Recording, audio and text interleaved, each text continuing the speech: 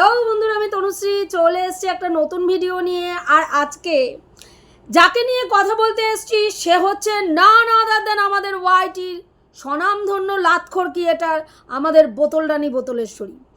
তো বোতল এই যে এতদিন ধরে বেশ ভাটের গল্প ভিউয়ার্সদেরকে খাওয়াচ্ছিল যে তার হাজব্যান্ডের সঙ্গে তার প্রচুর বন্ডিং, তার স্বামী অক্ষম কিন্তু নয়, একেবারে সর্বদিক দিয়ে সক্ষম। সর্বদিক দিয়ে মিন্স শারীরিক, মানসিক, অর্থনৈতিক, তিনটে দিক দিয়েই তার ওয়াইফকে সে আপাদ মস্তক ভালো রাখতে সক্ষম।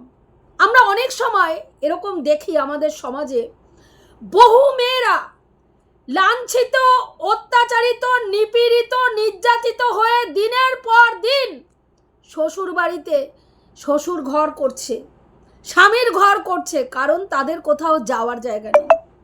বহু মেয়ে এরকম আছেন, সকালবেলায় ঘুম থেকে উঠে একবেলা সম্মানের খাবার তারা খেতে পারে না শ্বশুর বাড়িতে।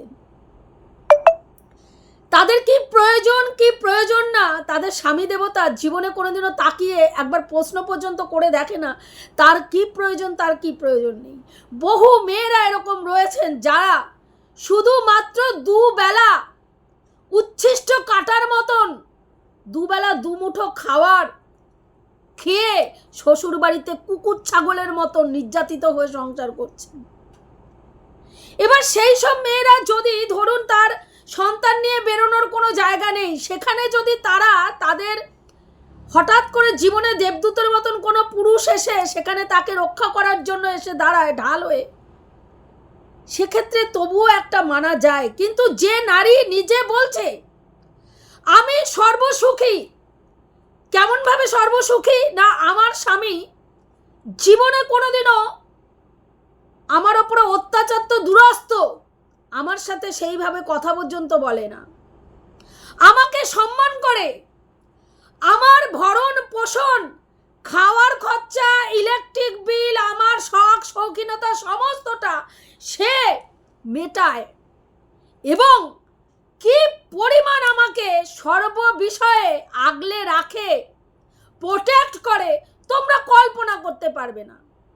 তাহলে প্রশ্ন তখন একটাই আসে, তাহলে যে নারীর স্বামী সর্বদিক দিয়ে তাকে প্রোটেক্ট করে, খাওয়ার কষ্ট দেয় না, পড়ার কষ্ট দেয় না, প্রয়োজনীয় জিনিসের কষ্ট দেয় না, আজকে মাংস খাবো বললে মাংস হাজির করে, কালকে ডিম খাবো বললে ডিম হাজির করে, পরশুদিন যদি মনে করে বিরিয়ানি খাবো বিরিয়ানি হাজির করে, সেই রকম পুরুষ মানুষ সর্বদিক দিয়ে তার স্ত্রীকে সর্বসুখী রাখার পরেও সেই স্ত্রীর কেন পরপুরুষের প্রয়োজন হয়?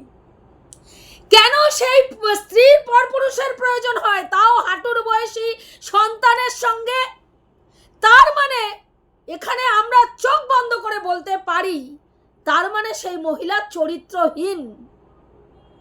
আমরা চীনার ক্ষেত্রেও দেখেছিলাম যে চীনার অনেক অপূর্ণতা ছিল এবং সেই অপূর্ণতাটা মনের মধ্যে ক্ষোভ তৈরি করতে করতে এমন জায়গায় গিয়ে পৌঁছেছিল যে অত বড় বিলাসবহুল বাড়ি গাড়ি সমস্ত কিছু ছেড়ে একটা ভ্যাগাবন্ডের হাত ধরতেও চীনা দুবার চিন্তা করেনি, কারণ কোথাও না কোথাও ভেবেছিল হয়তো এই ভ্যাগাবন্ডটাকে, এই লম্পট, এই কুলাঙ্গারটার হাত ধরলে হয়তো আমি মনের মতন করে বাঁচতে পারবো, হয়তো আমি যেই স্বপ্নটা দেখেছিলাম সেই স্বপ্নটা আমার ফুলফিল হবে, হয়তো আমাকে এ যোগ্য সম্মান দেবে। সেই কথাটা ভেবে দুধের শিশুকে রেখে চীনা কিন্তু বেরিয়ে গেছিল, যেটাকে আমরা কেউ সমর্থন করিনি। কিন্তু এক্ষেত্রে সর্বদিক দিয়ে সুখী, হার আমাতে ঘর থেকে কোথায় এসছে, লজে উঠে এসেছে, মা বাবাকে তেমন কোনো বিয়েতে খরচা করতে হয়নি, এরা ঢেলে ঢুলে 10 আঙ্গুলে 10টা সোনার আংটি পরিয়ে নিয়ে আসতে পেরেছে, এতটা সচ্ছল একটা পরিবার। এবং সেই জায়গায় দাঁড়িয়ে তাকে সোনা দিয়ে মুড়ে দেওয়ার পরেও আমরা দেখেছি লোকের কাছে বাটি পেতে ভিক্ষা করতে, স্বামী সর্বসুখে সুখী করার পরেও দেখেছি পর পুরুষের সঙ্গে লুল্লুরিবাজি করতে। তাহলে সেই মহিলাকে আমরা কি বলবো? চরিত্রহীন ছাড়া। চরিত্রহীন ছাড়া কি বলবো, আমরা দেখেছি যে এ স্বামীর অবস্থা এমনই যে সপ্তাহে একদিন ছুটি থাকলে বাইরে থেকে খাবার কিনে আনলে, হ্যাঁ, সেইটাকে ওর নাম কি বলে, ওই নান টান এগুলো কিনে নিয়ে এসেছিল, সেটাকে মেঝেতে রেখে খাচ্ছে। বউয়ের কাছে একটা প্লেট চাওয়ার পর্যন্ত ক্ষমতা নেই এই পুরুষের। তাহলে সেই পুরুষ, আজকে আপনাদের কাছে প্রশ্ন আসে না, এই যে জিনিসগুলো ঘটে আসছে সামনে, চোখের সামনে, ক্যামেরার সামনে, একজন বদা বেটি অল টাইম মিথ্যের পর মিথ্যে তার ভিউয়ার্সদেরকে গিলিয়ে যাচ্ছে। আমাদের বন্দিং সেই লেভেলের, আমাদের ভালোবাসা সেই লেভেলের, এত কিছু হয়ে যাচ্ছে, তবু দেখেছো তো আমার স্বামী আমার সঙ্গ ছাড়ছে না, অথচ ক্যামেরার পেছনে জুতো পেটা করছে, ক্যামেরার পেছনে জুতো পেটা করছে।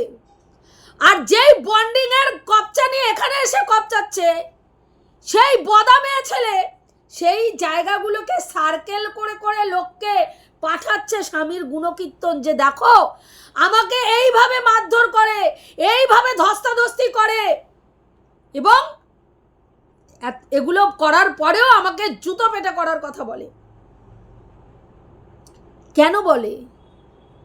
কেন বলে? যে স্বামী মুখের দিকে তাকিয়ে তো দূরস্থ পায়ের দিকে তাকিয়ে কথা বলতে গেলে পেচ্ছাপ করে দেয়, কারণ সহ্যের সীমা অতিক্রম করে গেছে।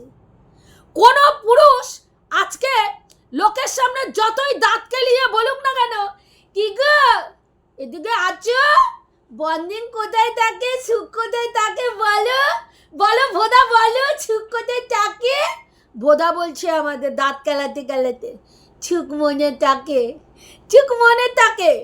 তাহলে সেই মানে ভোদা ক্যামেরার পিছনে কতটা উত্তক্ত, কতটা ইরিটেট হয়ে গেলে জুতো দিয়ে পেটানোর কথা বলে।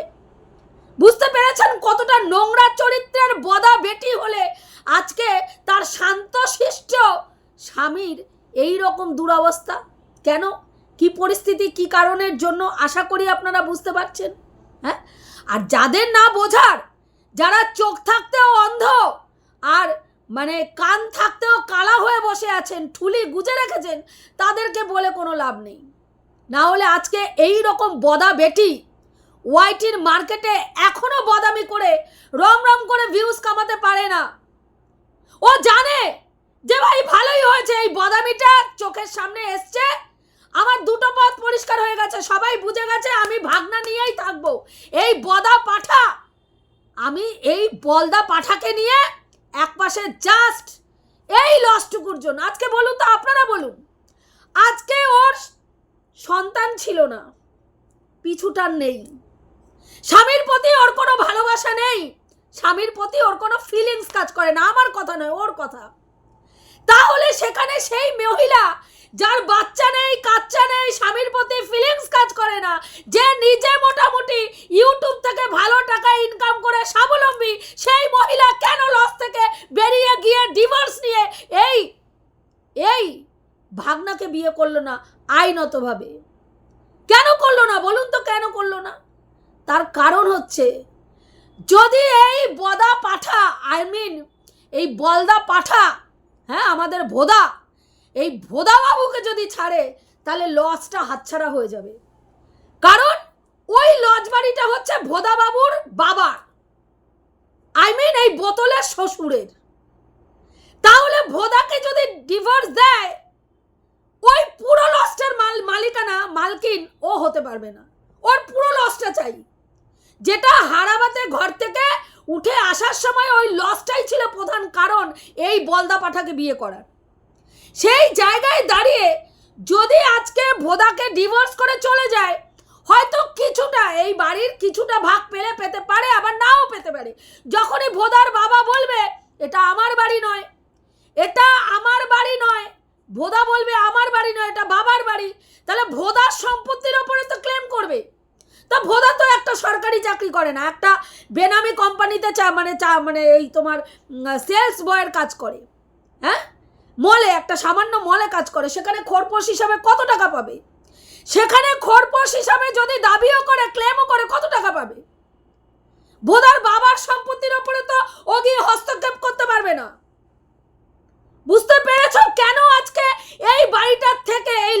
বাড়ির থেকে ডিভোর্স দিয়ে এই বলদা পাঠাটাকে ডিভোর্স দিয়ে কেন বেরোয়নি? ও বুঝে গেছিল যে এই বলদা পাঠাকে দিয়ে চুপ kit kit kit kit kit kit kit kit kit kit kit kit kit kit kit kit মাঝে মাঝে গিয়ে একটু খেলে দিয়ে আসা যাবে।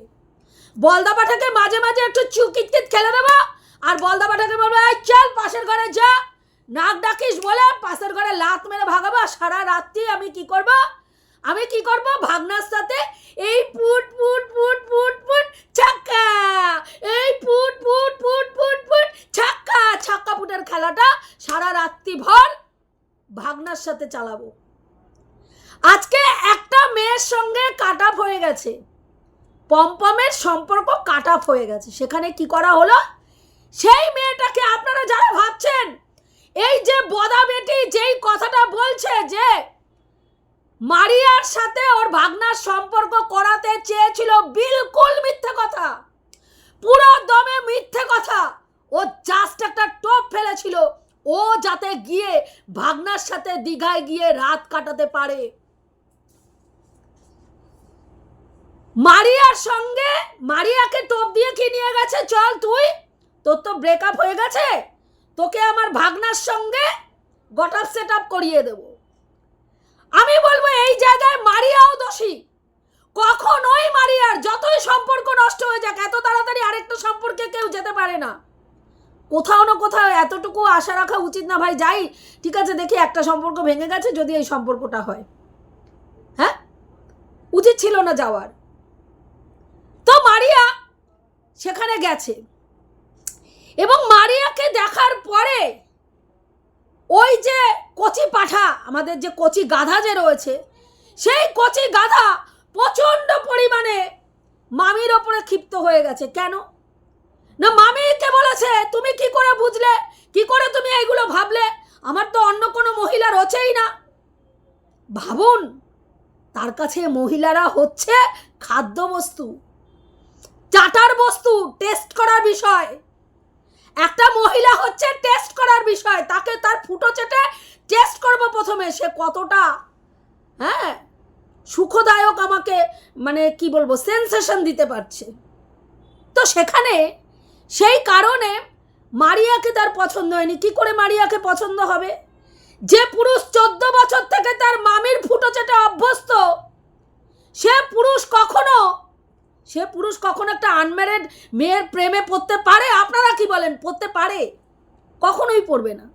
কারণ না চাইতেই যে পুরুষ ফুটোর সুখ পেয়ে যাচ্ছে, একটা আনম্যারিড মেয়ের সঙ্গে প্রেম প্রীতি করলে সে তো ফুটোর স্বাদ পাবে না। যখন খুশি শোয়ার স্বাদ, যখন খুশি চাটার স্বাদ, এগুলো তো পাবে না। তাহলে এগুলো পাওয়ার জন্য বিবাহিত মহিলা দরকার।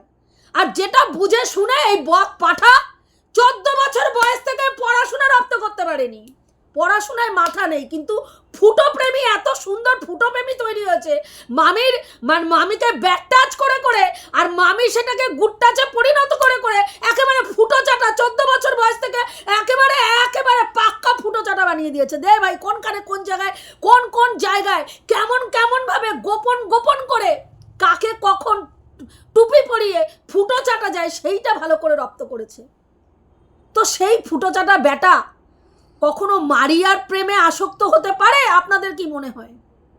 এই পাঠিও সেটা জানে, তাই কারণের জন্য মারিয়াকে জাস্ট স্টপ দিয়ে ওই দীঘা পর্যন্ত নিয়ে যাওয়া হয়েছে। যদি মারিয়া সঙ্গে না যেত তাহলে ওর ভাগনার সঙ্গে রাত কাটানোটা ফুলফিল হতো না।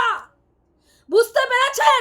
এখানে ও যে এই যে নাটকবাজিটা করছে না, যে মারিয়ার সঙ্গে সম্পর্ক ঠিক করে একটা সম্পর্ক করিয়ে দেওয়ার জন্য গেছিল, মিথ্যে কথা বলছে। ও গেছিল ওর ভাগনার সাথে রাত কাটানোর জন্য। মারিয়াকে শিখন্ডি করে বাড়ির থেকে বেরোতে গেলে ও যদি ভাগনাকে নিয়ে একা যেতে দিত না কেউ। আর ভাগনা যে গেছে হয়তো সেটা বাড়ির জানে কিনা আমি জানি না, জানতে পারে, কারণ এরা তো দেখতে পাচ্ছেন। সমস্ত কিছু জানার পরেও দাঁত কালাতে কালাতে স্বামীটাকে নিয়ে, পাঠাটাকে নিয়ে এসে বলছে, বলো বোধা, বলো কোথায় থাকে শান্তি, কোথায় থাকে? বোধা বলছে আমাদের, কেন শান্তি মনে থাকে, শান্তি মনে থাকে।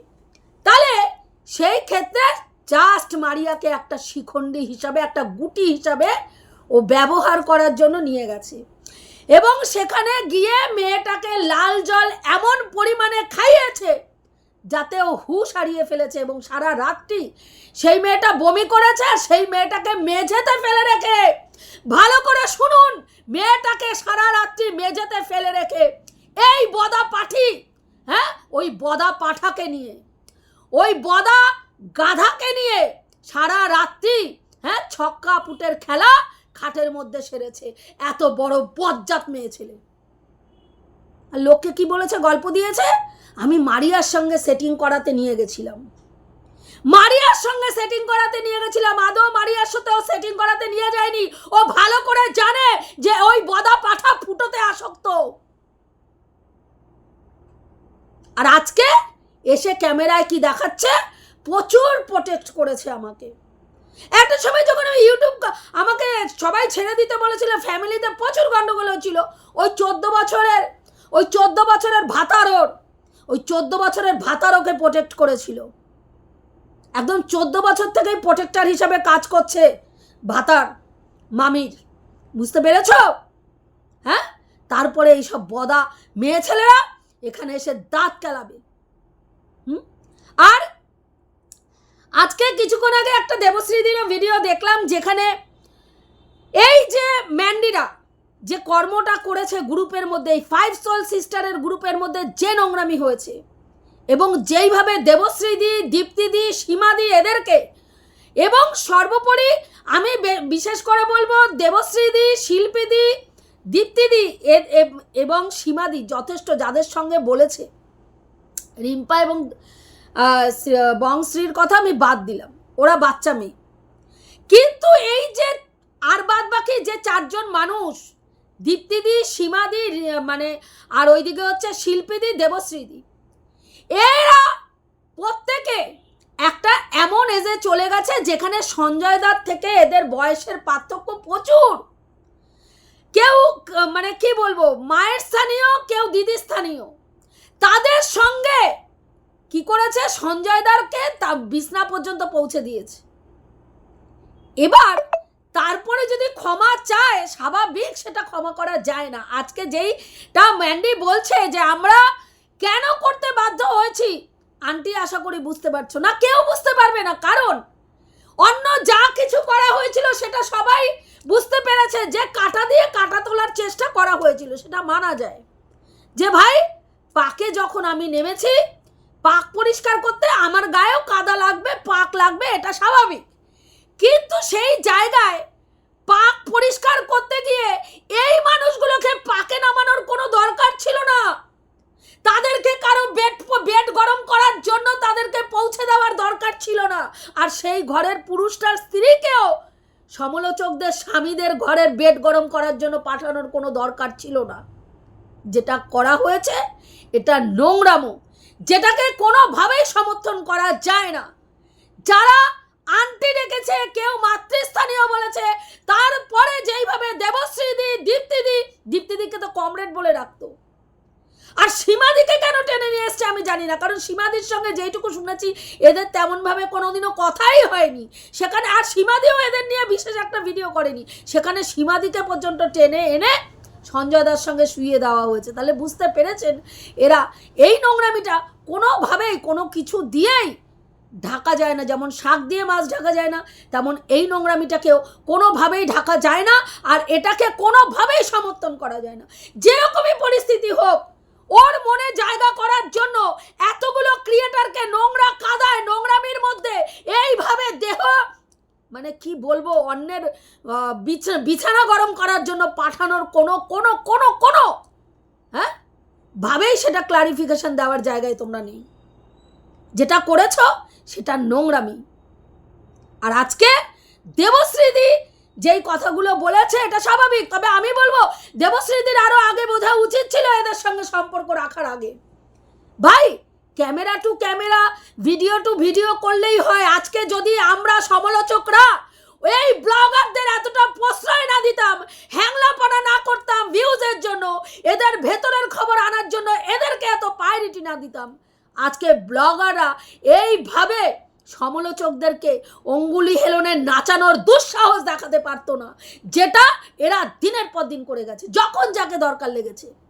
আজকে দেবশ্রীদিকে দরকার, দেবশ্রীদিকে ব্যবহার করছি, কালকে বোতলকে দরকার, বোতলকে ব্যবহার করছি, প্রয়োজন শেষ পেছনে লাথি, দেবশ্রীদির প্রয়োজন শেষ পেছনে লাথি, ওর নাম কি বলে গীতাদির প্রয়োজন শেষ পেছনে লাথি, আবার প্রয়োজন আবার ডাকলাম, তন্দ্রাদিকে আবার প্রয়োজন আবার ডাকলাম, শিল্পীদিকে আবার প্রয়োজন আবার ডাকলাম, প্রয়োজন শেষ আবার লাথি।